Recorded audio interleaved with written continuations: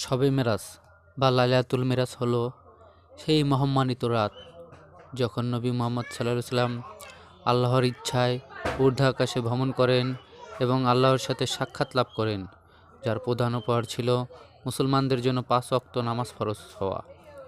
এর গুরুত্ব হলো এটি রাসূল সাল্লাল্লাহু আলাইহি সাল্লামের নবুয়তের মর্যাদা ও আল্লাহর নৈকট্য প্রমাণ করে, উম্মতের জন্য নামাজের মতো গুরুত্বপূর্ণ ইবাদতের বিধান নিয়ে আসে এবং আধ্যাত্মিক উন্নতির প্রেরণা যোগায়। যদিও এই রাতে বিশেষ ইবাদত করা বেদাত হিসেবে গণ্য হয়, মূল শিক্ষা হলো 5 ওয়াক্ত নামাজ ফরজ। ভিডিওটি ভালো লাগলে একটি লাইক দিয়ে চ্যানেলটি সাবস্ক্রাইব করতে পারেন। আল্লাহ তাআলা আমাদেরকে সঠিক আমল জেনে আমল করার তৌফিক দান করুন। আমিন। জাযাকাল্লাহ খায়ের।